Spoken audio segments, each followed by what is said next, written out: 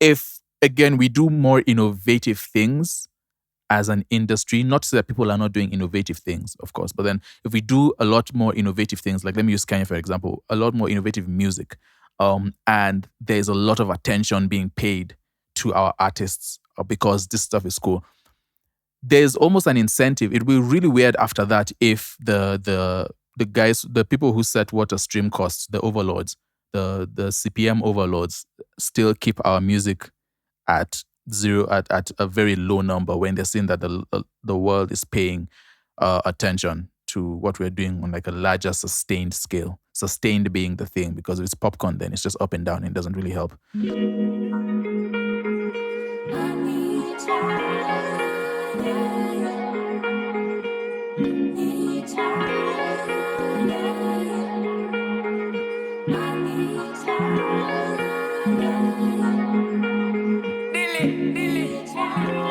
She want a man like me, oh yeah. Eti anataka penzi, sio story. Nipeleke pole. Apenda geta gode, hana ngori na yeyote. Zake maheni na mafore, yeah. Shorty painting, I like the way you belly dancing, yeah. What's up, guys, and welcome to episode 174 of the 30% podcast. I go by Afam, aka a fine African man. My co-host goes by Sam, the Jididaya Are, and together we formed this amazing platform where we talk about the Kenyan music industry from the perspective of two music producers. And you guys get... Oh, and an aspiring artist. And you guys get to go along on our crazy ride and tag along on our journey. Of craziness. So shout out to you guys for being part of our story. And shout out to Sam. Sam, how are you? How's your day? Being part of the Kenyan story. So this is our story, of the Kenyan music industry story. It's our story. Okay, it's our story. Maybe. What's going on? What's happening? Yeah, man. It's pod day.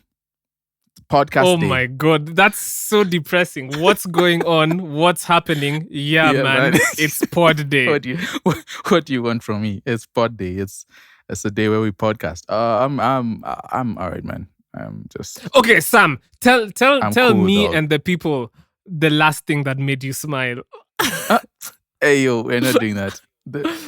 What? It's a nice icebreaker. We don't need an icebreaker. It's a podcast. Like, people will click to listen. They know what they're listening to. We don't need to... I know icebreakers in the podcast. I'm cool. I'm chill. Didn't celebrate any birthdays over the weekend or recently. Interestingly enough. I appreciate did that. you? I appreciate that. I did actually. It was my birthday. Hey. How old are we now? Are we saying it on the podcast? How old are we now? Screw you for asking that question. That's horrible. That's horrible, man. Listen. Oh, man. A gentleman such as myself never reveals his age. That's usually said for I live in a universe where I reimagine sayings. I guess today you're just on some... All right, man. How's the birthday though? How's it? What did we do? Yeah, what did you celebrate at all? It was my... Yeah, I did. It was the day of my birth on Saturday.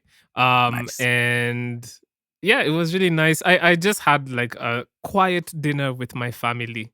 And it was really nice, really wholesome. You know, I spent some time to reflect on how far... Stop grimacing over there, Sam. Like, I'm being genuine. I know and you honest. are. My bad. Sorry. Go ahead.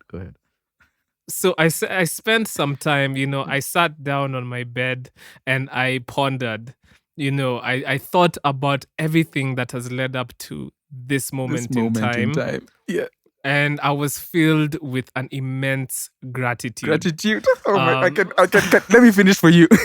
Can I finish? Okay.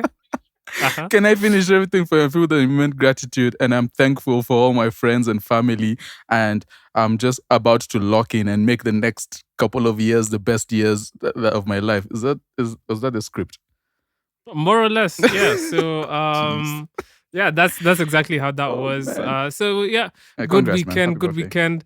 I'm accepting M-Pesa. So listen, if y'all want to gift me M-Pesa, hey, listen.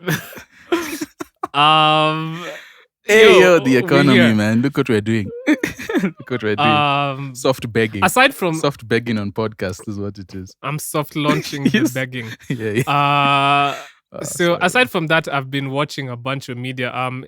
Those of you who are fans of Invincible, you know Invincible is out. Invincible is an animated show. Okay, I was just about to ask, is that the cartoon? Is this an animation, not a cartoon? It's I had an argument with someone like about that. it's like it's an animation. It's like a not spin-off, but it's like a spin on like the whole Superman story, but instead of Kryptonites or Kryptonians, sorry, like it focuses on Viltrumites, and it's just a whole thing. It's really really good, and this season has started really well. So I've been watching that. I've been trying to watch Jujutsu Kaisen, but it's still going over my head. Have I watched any other series? Oh yeah, I'm still, bro. So remarkably, I'm still watching Smallville. I'm like on episode 6 of season 1. It's such a nice. But you've not gone far though. Like it's not.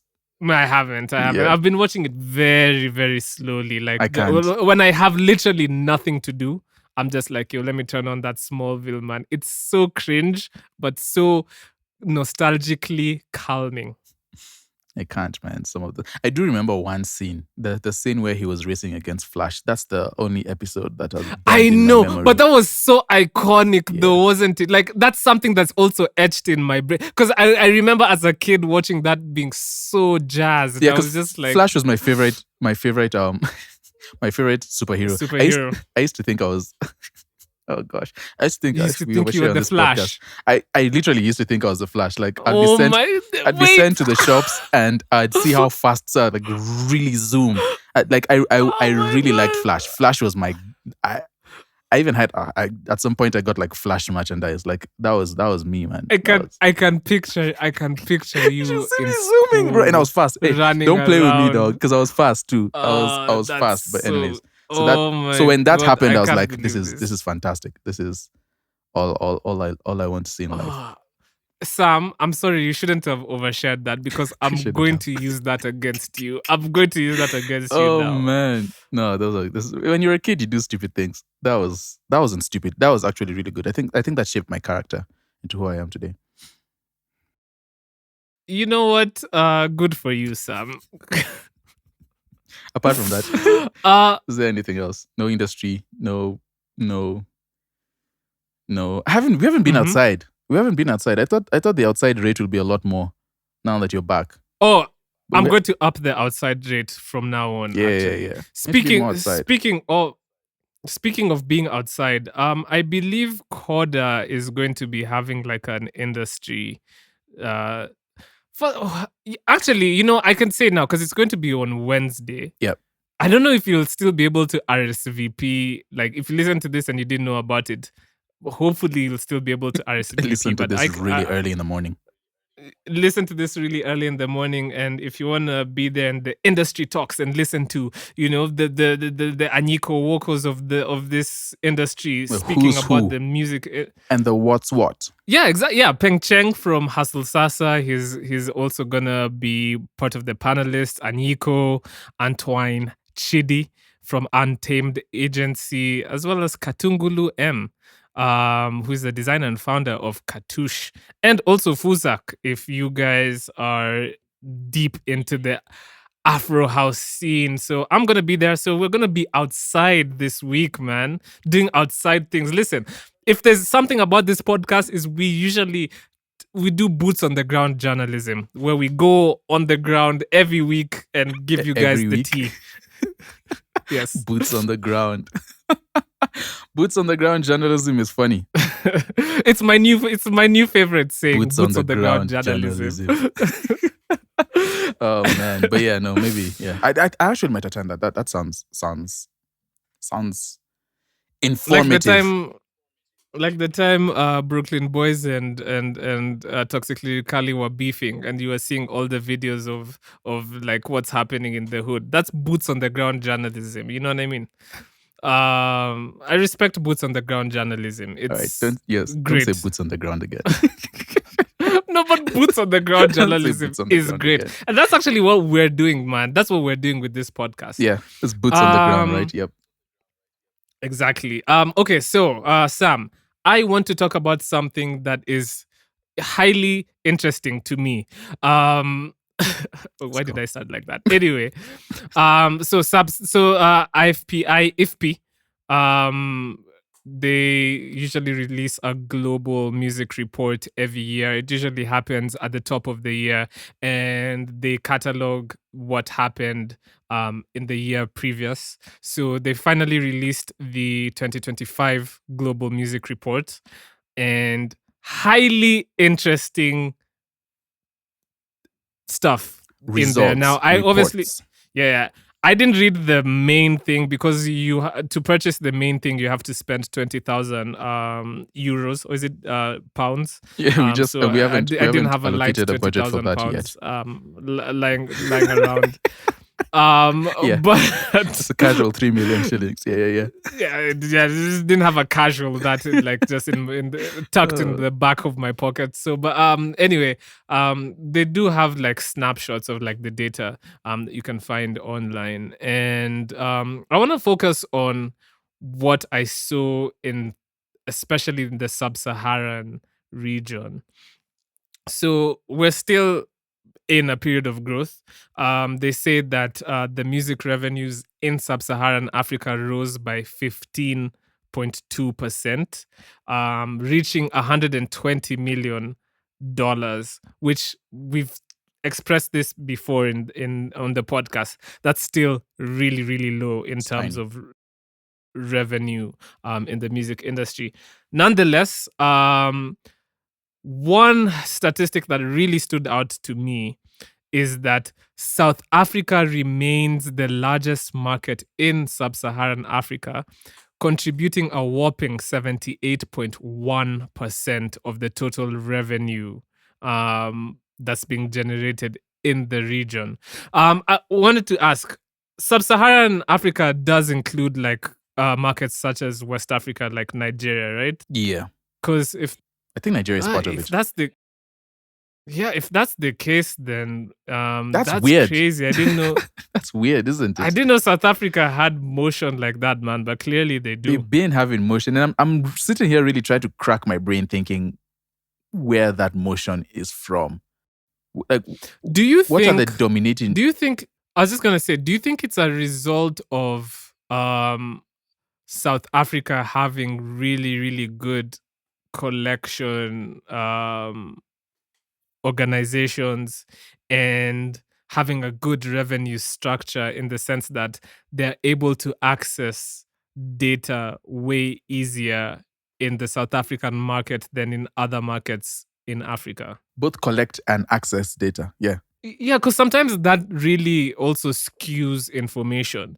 Because the way I see it, like a market could, like, let's say, this is just random, like Angola, like maybe they generate tons of revenue in their ecosystem, but it's in unaccounted for in quotes, like revenue streams that the mainstream media isn't able to really collect that data accurately. Like, for example, and we've given this example on the podcast, it's hard for these guys to get the exact data points on how much music is consumed on matatus, for example. Yeah. And so that never becomes like the focus on how much music or which songs are particularly being played on the matatus. And you like, imagine if you could have like a Hot 100 for songs that are being played in matatus. Like, that would be cool, right? Yeah. But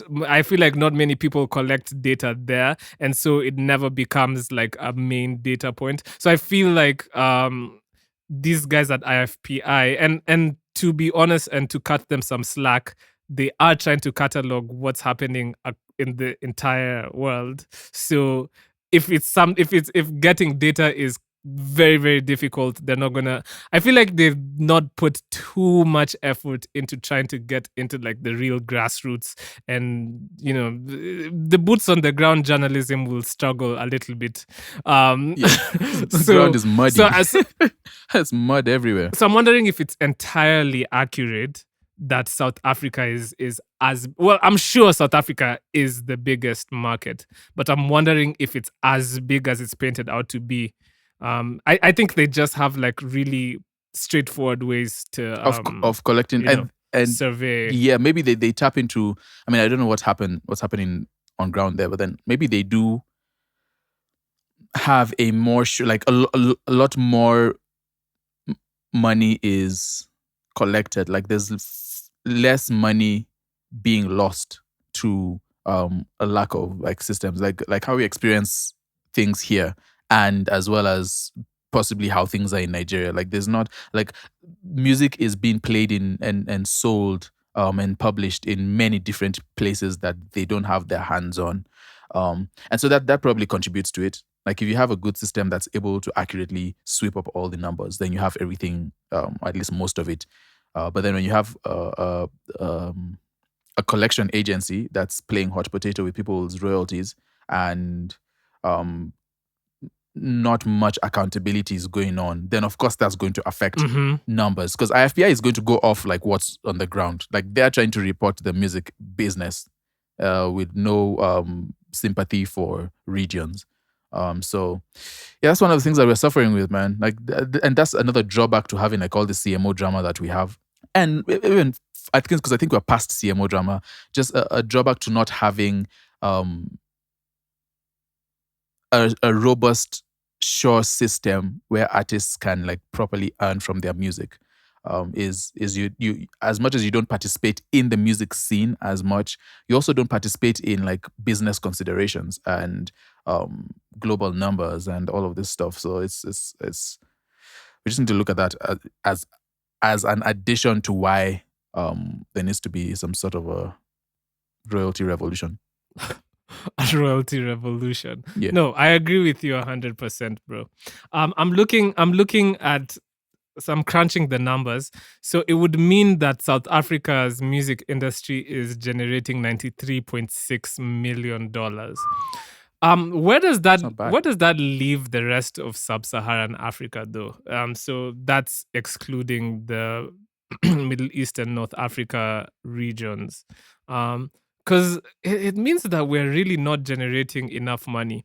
Actually, let me just give more context to these figures. So revenue from paid streaming services continues to be the primary driver of revenue in the world at the moment. And so that's why I feel like these numbers also aren't completely representative, in the sense that there's so many African countries that don't stream as avidly as they should. Yeah.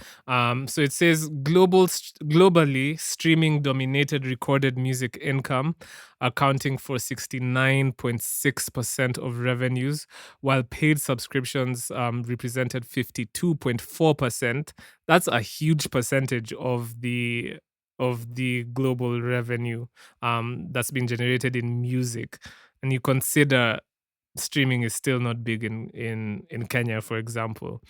And so they also give information about other regions. It looks like the fastest growing region right now is Latin America, which has grown, it says 17.1% growth in Latin America. Latin America has been among the fastest growing regions for a while. They've been steadily growing. It has. They have the population, and now the technology has really penetrated the region, so they're able to technology and access to internet and that kind of thing, which is why it's super exciting to be in Africa, because I feel like Africa is closer to Latin America than it is to like the first world countries, quote unquote, right? Yeah, they're ahead of us for sure. For sure. So what do we have to do, man? Because this is worrying, and also it's a bit interesting to see Nigeria has been big bro or little broed by South They're brought by Africa South this Africa, much. even after Jackie. Like Nigeria has been the young brother who goes into the big older brother's closet and takes all their clothes and goes out with it and gets absolutely no motion whatsoever with those clothes and tries to. I feel like That's what's happening. It's kind of like South Africa is like the super direct striker, Yeah. who isn't that flashy but will get you the goals. Meanwhile, Nigeria will do all the step overs, like bro, will be doing like the around the world. Exactly, We'll even do a man. Juggling on the flick. pitch, just doing everything, But hitting then the bar for there's fun. no end product. Absolutely none. But Zero there's no GA. end product, man. Zero GA in 10 games. No, but That's I Nigeria. said, isn't that interesting though? I thought Nigeria would have a bigger piece of the pie. It is exactly because you think it's the other way around, wouldn't you? You think that That's Nigeria how at it least would be. seems. Yeah, you think Nigeria would be. Nigeria is Nigeria just all PR at this point because they have a lot of things that people say, especially like recently with that whole speed thing. Like a lot of the perceptions of Nigeria has been busted. Maybe this is part of the perception because you just have the few artists who are doing like exceptionally well. And then that idea almost trickles down to, okay, maybe Nigeria is doing as well as the rest of the industry, but then perhaps not. Like it doesn't seem like they are. It seems like there's a select few. But South Africa as a whole question. is doing more. Yeah. So for the premier artists from, let's say, Nigeria, like Burna Boy, Rema, Ira Star, etc., Davido, who have like deals with entities that are not like based in the continent, does the revenue they generate count as African revenue? Like Tyler, for example, like she's registered with Sony UK, right? That revenue that she generates, right? Is it counted as African revenue or is it not? Because that would answer a lot if that's the case.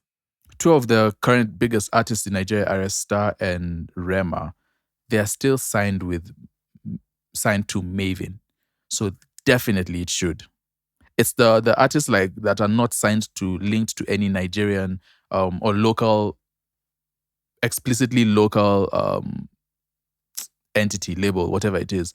That's where that question would be. I mean, I would think there, but then that would get blurry. That would get blurry if you're what counts as an artist who is based in Nigeria, but let's say is signed to a different label. Like how would you go about calculating that? So I don't know. Are they just going by like actual like local statistics? And then when it comes to like the double signees, like trying to figure out navigate that, they know how to navigate that kind of thing. Maybe, I don't know. That's because the question is like if you look at Sophia Nzao, for example, as a case study, right? Sophia Nzao isn't as popular in Kenya as she is criminally, in but yeah, Europe, right? Criminally, I agree with you, right? Like if you look at her numbers, this is just on Spotify, her monthly listener count, the top 5 regions that listen to her music are from Mexico City, London, Sao Paulo, Berlin, and Frankfurt, which is also in Germany, right? So the revenue being generated from those listens, is that counted as revenue that's generated for the Kenyan music industry, or that revenue that's generated for just off the off the bat, confused. I would probably say no. Right. I don't know if they're doing all of that. And if they're calculating, let's say they're calculating it as revenue for those areas like Europe, or no, let's say they are calculating her music as part of Africa's like numbers, part of East Africa's numbers, Sub-Saharan Africa's numbers, whatever it is. Do they also double count it as Europe's numbers as well? Or can you only be from one region? Like, how does These it are work? the great questions. Yeah, these are work? questions that we need. Yeah, and if somebody is signed to a label that's distributing your music from out there, like that revenue is primarily being generated for those entities. So I feel like, And does it highly is interesting. it involved? Like, is the government involved in it? Like, can they are they counting regions based on governmental permits and where artists are legally allowed to distribute music and all of that stuff? Because I know there's some of that would be in there. I don't think it's just free for all and Yeah. we just claim whatever artists want to claim. Anyway, it's actually very fascinating seeing how they do that. I do know that labels will be jockeying for both positions just so that they're able to recoup. Because a label like UMG would want their Rema's numbers to be counted both in Sub-Saharan Africa and then also like in the West as it's being distributed, because that just does better for them and it looks better as on the artist. So yeah, interesting statistics. I'm just gonna say here, the value of the music industry, according to this report, it says the revenues grew by 6.4% to $31.7 billion in 2025. We've talked about this before, and I sound like a broken record. I was going to say I sound like a broken horse. What does that even mean? Horse. That's what I was going to say. I had to stop myself. I'm like, what? Sound like a broken horse is funny. I do sound like a broken record, but like 120 million generated in Africa compared to 31.7 billion generated in the whole entire world. It's like, bro, the revenue being generated from the African industry is a drop in the ocean. And it's honestly quite sad. I mean, yeah, it's definitely like we probably need to. It's not entirely the consumer's fault, I don't think. The technology is not there enough for us to be able to put a lot more of these numbers up there. So that's one of the things we're facing. And this, I feel like we just probably need to do a lot more in terms, because if you look at the disparity between, like, if we put levels, we create like a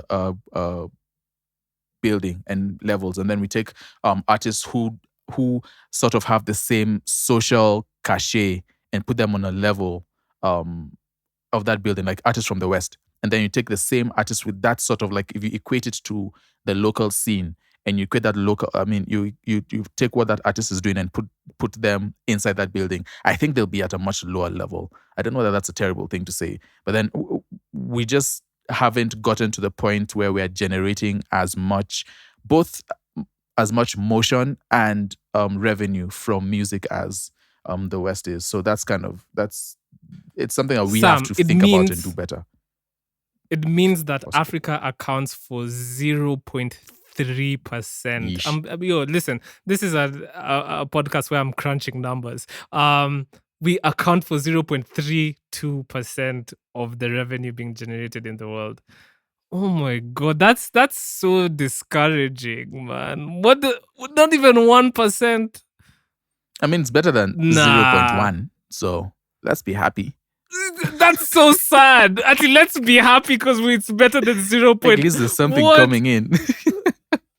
There's something coming in, man. It's crumbs, but it's crumbs, but it's good crumbs. That's more than crumbs. Still has a bit of flavor. Not more than crumbs. That's less than crumbs. Yeah, bro. There's still some flavor in those crumbs. Like it's all right. That's like seasoning. Like it is seasoning. It's just stuffing. Like a sprinkling of. Oh my God, bro. Oh man. It's not far-fetched to think why. I just feel like first off, we're already behind in terms of, like, the West just has years and years and years, hundreds of years, in terms of just a structured music industry system to go off. And we are still, I mean, if you look at the popular Kenyan music industry, is it more than 100 years old? Is it up to 60 even? So it's just we are a lot farther back in terms, as much as we do have those systems, we're just a lot farther back. And then also there's the technological aspect of it. Are we playing music in the same ways that they are playing music? And are we playing music in those ways as much as they are? We do have artists that are contributing like numbers wise, but then that's like 0.001%, honestly. Maybe what Spotify is paying out to artists is the percentage of people that are actually successfully putting up numbers that an IFPI can look at. And you have to consider that a big chunk of the 0.3% is going to be, it's going to go to like the big players in the scene. So it means like everyone else is just making nothing. Yeah, there's no money in music, man. We've been saying that for the Welcome past to the 3-4 years. 30% podcast where we discourage you guys from From being joining the musicians. music industry. Oh yeah, that's really why we're doing this. Yeah, forget about getting artists paid more and played more. It's getting you to stop because it doesn't work. No, I mean, it's at the end of the day, it's all about the art. But then, yeah, the music, in terms of the business, there's a lot to be desired, especially in this area that we are in. And it's good because it's an avenue for growth, and it's going to take very brilliant individuals. And one of the things that you keep talking about is that we don't have much music that's innovative. Like, it's all the same stuff. And if the same stuff is not making waves, is not putting the numbers up, then what's the point? Because if we don't have innovative artists, cool new artists that are offering something to the world that the world would want to tune in, and having that constantly come up, like newer, fresh artists. It's almost all just the same music that we're listening to. A few people doing it really well, and then the rest trying to imitate. It's not going to. That's part of the problem, isn't it? Like, we're not going to give incentive for, not locally. Locally, we're going to. At some point, we're going to reach capacity, but then they're not going to give incentive for the outside world to start putting more numbers on us and start listening to our music more and all of that. So everyone is responsible. I'm just thinking. I think we've been kind of set up because I'm thinking, is it that Africans consume a lot of music and a lot of media? It's just we don't consume them in the ways that are monetizable in the mainstream definition. And I think it's because the rules that have been created that govern the entire world just don't really apply to Africa as well, because we're just not there in terms of just industrialization and just like access to a lot of these technological capabilities and infrastructure. But it doesn't mean that Africans are not consuming these songs and this media as much as Europeans or Americans are. And I think it means that we really desperately need to figure out how to account properly for African views as Africans, and create platforms that Africans understand and monetize those. I think what we try and do is like the world tries to make a one shoe fits all kind of thing, where it's like, okay, streaming is the main thing, and this is how. Maybe I'm becoming a bit disillusioned, because I used to think the answer lies in us figuring out how to make streaming mainstream, pun intended, how to make streaming mainstream in our market. But I don't know if that's ever going to be possible, because Africans just don't consume music like that. And it's just like, maybe we need to create like ways to monetize how we are used to consuming. And so maybe that's the answer. I mean, Really. that could be an answer. I just feel like that would be inefficient, right? Because then they're having to do. It's very easy for them to like plug into the few sources they have to aggregate all the numbers. It's going to be a lot going into the different cultures, because I'm sure we play music much differently than like a Rwanda would, and there are different systems, and it just feels very bulky to be going around and saying, okay, this is how they, and having all the different rules, because then what that does is it takes a little bit of standardization off, because I'm sure they just want to they have their set rules, and also these regions at some point it could change. So are they trying to keep along with the changes in terms of music? Like back then, music used to be listened to a lot on radio and whatnot, and now that Spotify is growing, of course, that's becoming a thing. But then what about the people who and I'm sure there's people who are still playing music on like CD players and whatnot, and how do you account for that in an economy that is not that the art economy is not streamlined in itself. So that's why they just go for the big ones that they have control over, which is the technology, and hope that everyone jumps on that wagon. Which would then bring like, do you think that's the complete solution? It's just for us to stream more music. What happens to the artist who is playing shows every weekend in a little pub in Nyeri? Like, how do you account for that? But that's not the solution. Unfortunately, that's just not the solution, man. Because not everybody in Africa is going to have access to streaming. So the solution isn't stream more music when some people don't even have the how to stream more music. So it's like we're just missing out on a lot of monetization opportunities. And it's just like it's such a toxic cycle, because not as many people are streaming, not as many companies are doing ads or investing money into streaming, and so the value of our streams becomes Super next low. to nothing. Very, very low. Yeah. And I feel like listen, I don't know. I feel like there's a agenda to put down Africans and make Africans feel less than. This is real boots on the ground journalism we're doing right now, man. Giving you the opinions of the people. The opinions on the people, yeah. Because the value of us listening to music has been really made to seem like it's worthless. You know how people will be like, in Sweden, I believe 1 million streams equates to about $10,000. In America, 1 million streams equates to about $4,000. In Kenya, 1 million streams is probably going to be way less than $1,000. And so that makes us feel so inferior.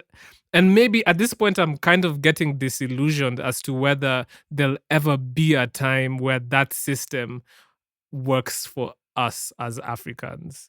And that's why I'm thinking we might need to figure out new ways, new standardized ways, because you made a good point. Because the culture in Rwanda and the culture in Angola and the culture in Benin and the culture in Kenya are extremely different. Yeah. But if we could come up with a new system that is, because Africa, as much as we're very different, we are somewhat we're more similar. Like people from Benin and people from Kenya are more similar if you compare somebody from Kenya to somebody from Norway, for example, right? So there are middle grounds that can be met and ways to standardize these systems that are more applicable to the African mode of consumption, is what I'm saying. Now, I'm saying a lot of stuff, but I don't know what the solutions are. But I can see that there is a massive problem in that the West has imposed this rule. But this is the thing about the West, though. They make the rules. They make their rules, and usually all these rules, they come out from nothing. Like, people just decide this is how we're going to consume. So, like somebody decided this is how we're going to consume music, and this is how we're going to monetize it, and everybody else follows. Yeah, and this is why what can't it's going to be. the It's same going thing? to be worth. Yeah. Just So why can't we do the same thing? You know what I mean? true. Because Actually, all these rules that's are smart. just made up. They're just made up. They're just made up out of thin air. Yeah. Like So just somebody make the just rules up for decided ourselves. this is how it's gonna be. Yeah. So we can also do so if we, I don't know, because there's ain't no way that a continent that accounts for 18 to 20% of the world population is generating 0.3% of the world revenue so we're severely underperforming. We should be accounting for 20% of the revenue. I mean, but it's true. But then if you do look at it, a majority of Africa is not listening to music and is not technologically forward.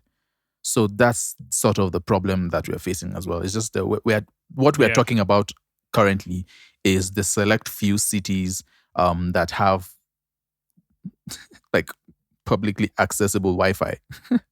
and people who are knowledgeable about technology and smartphones and are able to pay for Spotify subscriptions, which keep going up, by the way. You guys need to stop that. And so we're really talking about a very small part of Africa. So in that sense, in that way, it does make sense that we're very little. But as well, this one of the solutions in terms of especially like the CPMs and just art value going up. If again we do more innovative things as an industry, not to say that people are not doing innovative things, of course, but then if we do a lot more innovative things, like let me use Kanye for example, a lot more innovative music, and there's a lot of attention being paid to our artists because this stuff is cool. There's almost an incentive. It will be really weird after that if the guys, the people who set what a stream costs, the overlords, the CPM overlords, still keep our music at zero, at a very low number when they're seeing that the world is paying attention to what we're doing on like a larger sustained scale. Sustained being the thing, because if it's popcorn, then it's just up and down and it doesn't really help. So what do we say? Are we cooked? Is that the conclusion to all of this? We're cooked. We're broiled. We're cooked. We are roasted baked. industry. Yeah, we are what meeked. Baked. I said baked. Oh, I was like, what kind of cooking method is that? Anyway, we're cooked, guys. Anyway, sorry. Yeah. Listen, we'll try our best to break the mold. We'll just try our best, man. Oh man, try your best too as an okay. artist. Yeah. Do you want to get into like new music? Let's do it. Because there's a lot that came out this week. Actually, before I get into that, I'm just gonna mention we did talk about Universal making moves in the scene, and we have seen, or Universal Music East Africa, we've seen that they signed Lady JD from Tanzania, and I find that very, very interesting because it kind of harkens to our theory about them kind of trying to amass catalog and build their size and become sizable in the market. And I think they see value in that. I just think it's highly interesting. The people that they're targeting to, distribute. I mean, she's an under their older platform. artist, obviously. So it's obviously, sorry, when I said obviously, I don't mean to be disrespectful, but she's an older artist. So it seems like they're doing everything. Like they're trying to this just seems like Universal is really, this is like the testing the waters period, right? They're just trying to, or maybe their goal is leaning more towards the publishing side rather than the traditional label. So that's why they're just scooping up different people, newer artists like we saw last week, like Anitah, and then an older artist like Lady JD a week later. So again, it's just interesting stuff to pay attention to. Pay attention to, yeah. I think if you're a mainstay or you've had a long career, or you have a little bit of longevity, now is the time to get get cracking. Try and get a table with these guys, because it seems like they're really trying to sign Yeah. these They're trying to legacy secure acts. legacy. Yeah. Yeah, and they're trying to secure like the low hanging fruit, so to say. So Yeah. hey, listen, we will give you more updates on what UME is up to. And so now to new music. New music. So I went on to Spotify. I dutifully did my duty. I dutifully did my duty. Adding to those numbers. Thank you so much. Yeah. Yeah. You're welcome. Your you're welcome. your little effort has done quite a bit. 0.000000001 of an improvement. Thank you. You're welcome. And so I, like a diligent podcaster and just person interested in Kenyan music, went to Spotify, and the first thing I saw was the project Indie Deep by Ochiko. And I was disappointed. Oh, we need to play that soundbite there. I was just really disappointed, man. That's the wee sound. I was really disappointed, to be honest, because I just feel like, especially after Ochiko, which is one of my favorite like Ochiko songs, I felt like this was not doing it for me. Okay. And Break it I down. guess I've been tainted by being a music producer, music engineer, and so I listen to more than just the words. It's also like how the songs are mixed, and if somebody's in key and stuff like that. And it was a hot mess. I'm sorry. I really listened. I listened to the whole project, but there was no single song that I think the third song had a bit of a saving grace for me, but like the rest were just not What is it about doing it, it. And what about it? From that perspective. the first thing that stood out to me was the first thing that stood out to me was the mixing. The mixing was not great. The high end was insane, and then it felt unprocessed. It's like there was no. It was like there was barely any like mastering going on there. You know what I mean? So I guess for me, when I review projects, and this might be a toxic trait, is for I'm less of a content person. For me, it's about how the music sounds and how it makes me feel based off of the sounds. Most people will internalize what's being said over everything else. So this isn't me going at the content. Like not me saying, oh, the stuff that he was singing about wasn't worthwhile. It's for me, it's just like the execution of the music. It doesn't sound polished. The vocals were just not doing it. He was off key in certain areas, and then I don't know, I just felt like he can do a little bit better. It felt rushed, in my opinion. Yeah. And so I don't know. I tried, but it was not doing it for me. I think Valentine is the song I was saying. It's the third song, and the Valentine was a little bit of a saving grace for the project. But other than that, unfortunately, I just have to be honest. I just didn't resonate with it as much. And before we continue, I maybe we need to encourage our artists to be more consistent, because the goal is to be a level up every single time you release music. Like the music you release now should be somewhat should have picked up something and learned something that like the next song is a lot better. Like you can't say you're handling the same things. Like with Ochiko, Ochiko is such a brilliant song, and the Salt and Water EP that he released before he released a whole bunch of singles was relatively good. Like it was pretty good. Some good features. Some of the singing was good on there. The production was really great. And you just encourage an artist, like, and I don't say this with to any bad blood. Like you just need to encourage more artists to be consistent.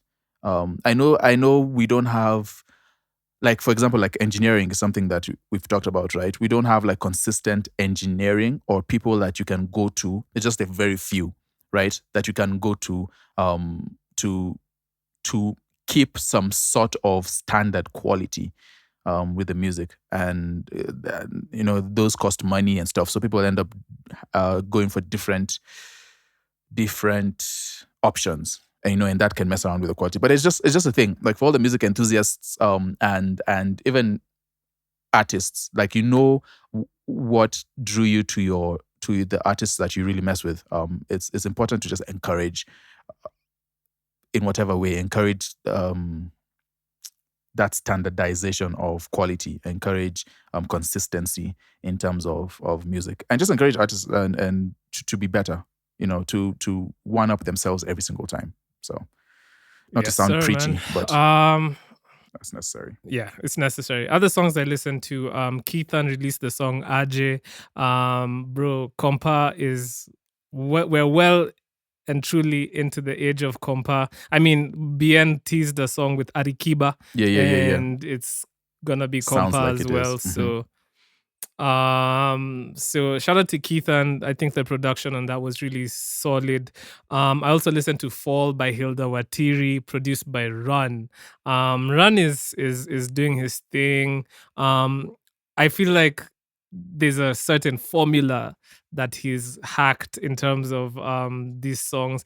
This sounded like something that could have been an addendum to the Nubia project. That's a nice word. Listen, I'd be dropping Addendum. vocabulary, man. Listen, Oh, boy. I'm different. Yeah. I'm different. This is what happens when you do a lot of boots on the ground journalism. Of course it is. So anyway, and then I listened to Kwasinda Mana by Njiru. Shout out to Njiru, man. Yeah. She killed it, man. No. Like the vocals were vocaling, like the music was musicking, the beats were beating, and Afam was affirming as he listened to that music. What man. else was what elsing? Njiru is great though. Njiru is She is. One thing I really like about Njiru is that she's tried a bunch of different sounds, and Yeah. she seems to take getting like that right seriously. Like she's just trying to be versatile. She released a hip hop, more underground hip hop music recently that we enjoyed. She's done the more pop sound. Now she's doing like more ballads and different stuff. Like it's cool. It's cool seeing that innovation, and she's really talented. Highly talented. So just waiting for something to catch fire, and she's out of here. So the last song I'm gonna say is Una Jam by YBW Smith and Thelathini. Actually really fucked with it. Really good song. Shout out to them. Yeah.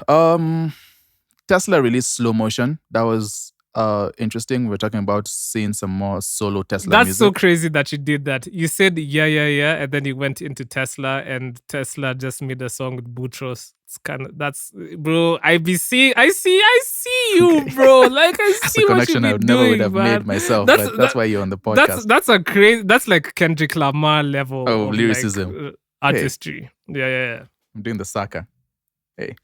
So that was we've been looking for more Tesla music, so that's cool. Hoping to see her do a little bit more and get more comfortable. I feel like maybe she hasn't really found her sweet, but then again, this is me. I'm an observer. I'm sitting on the fence. But then it'd be really cool to see her when she like catches that sweet spot, of the kind of music she wants to make. Shout out to her. We talked about we talked about Juanita last week's signing. She released her first single. I like it when people do that. Her first single under the label, and it's a song that you've probably had for years. But then she released a song called Body Tea. So it's just interesting to see how she progresses and the kind of people she links up with in terms of like production and stuff like that. If that progresses, Idaziz dropped. Not dropped. Idaziz was part of Rancido and Soul Roots. It's a joint called Salama. I really like it. I like the chord progression, and just the mellowness of it all. I thought that was cool. Had the band released Umeni Bamba, some more Had the band music. They're interesting. They're still pushing, still going. So I don't know. Hopefully we'll see something. JIVU dropped with a song called Anitah with Khaligraph Jones, which is sort of like a concept song. And JIVU has. I just wanted to shout them out because JIVU has been around a lot. Like, I remember a couple of years ago, maybe, over 10 years ago, JIVU was still like studio hopping. And I was in one of the studios that they showed up in, like in the middle of the night, just hungry and wanting to release music. It's really cool seeing that in 2026 people are still dropping music. So shout out to them. Yeah, man, that was mostly what I listened to. What do you want to play for the end of the podcast? He says, in fear of Spotify, sorry. Hey, yo. Y'all don't know the behind the scenes, bro. We're fighting battles, man. It's wars. It's wars to bring you some Kenyan music. Can you believe it? Let's go to the best. It's a boy band. What was that? Let's go to the boy band, man. The Babaz. Madai, Njama, Ras, Amor, and Baraza. And I think it was when Rasamor was releasing or doing some sort of release for his EP a while ago. They joined him on stage, and that's Madai and Baraza joined him on stage. So it was cool seeing them do that. Very interesting sound, I think. They took some liberties. It's a very cool, more poppy sound. And when I mean pop, I don't mean like Afro pop. I mean like actual pop. And well, pop is not the right term for it. But anyways, it's just an interesting take. Definitely more Western sounding music in the way they did it. But I think they really brought their flavor onto it. And so, yeah, it's the most recent release. The song is called Salaale. So we'll be bringing to you Salaale by the Babaz.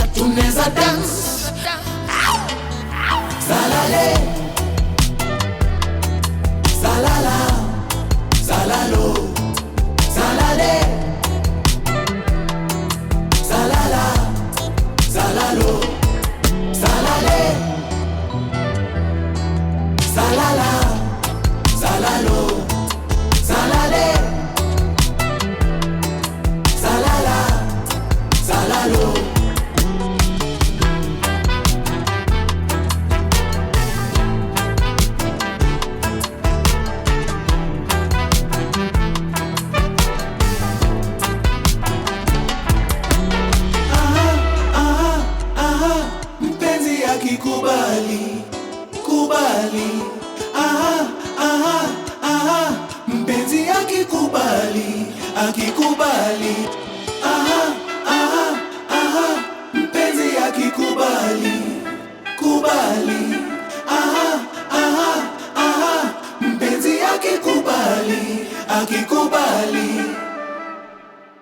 That was the Babaz Salaale, how you say it. Really interesting song, really cool. I like that they're doing something different. Also, shout out to them. Shout out to the Babaz, all three of the Babaz, and everyone else who released music. And shout out to everyone who released music, as well as you guys for listening to this podcast. Thank you. We started this podcast because thank you. We started this podcast because we wanted to see Kenyan artists paid more and played more. You hear that, Spotify? We want to Played more. Emphasis on the played more. And jeez, yeah, please, we're just trying to support Kenyan art, pod. man. Yeah, please, man. Yeah, we're just trying to be like supportive, man. It's encouraging. Anyway, so if this is the first time that you're listening to this podcast, I'd like to end it with the 3 C's, which is a mantra I devised for myself to kind of help me on my creative journey. The first C being confidence. You have to be confident in your work. Otherwise, who's going to listen to you if you're not confident about your own stuff? Number 2, consistency. Consistency is better than talent, 100%. The people who are constantly working on their music, working on releasing their music, working on rollouts, and doing it in a consistent basis. Those are the people who you remember at the end of the day, not the person who released one song that was really good, but then they stopped after that. Number 3, craft. Always work on your craft. Every day, spare a few minutes to being better at what you're doing. And trust me, those 5 minutes, as little as they seem, will add up at the end of the year, and you will become a better creative as a result. Again, thank you guys so much for listening to the 30% podcast. Sam, we were supposed to say it together, so let me do it again. Thank you guys for listening to the 30% pod. Oh my god, wow. Do you guys see how I have it rough? Victim mode. Yeah, You go into victim mode too quick, bro. I'm worried.